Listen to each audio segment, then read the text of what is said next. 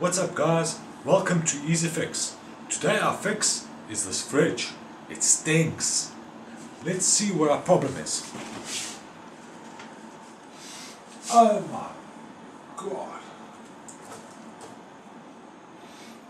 Aha. No. Streaks tzatziki. Big problem. Now, every day different households have the same problem. How do we fix this problem? There's an easy fix to everything. You take normal baking soda, usually in a box or in a bottle, open it up, put it in your fridge,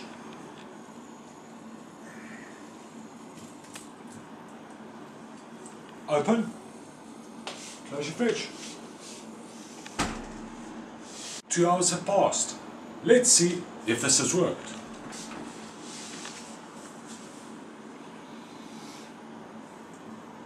My problem solved.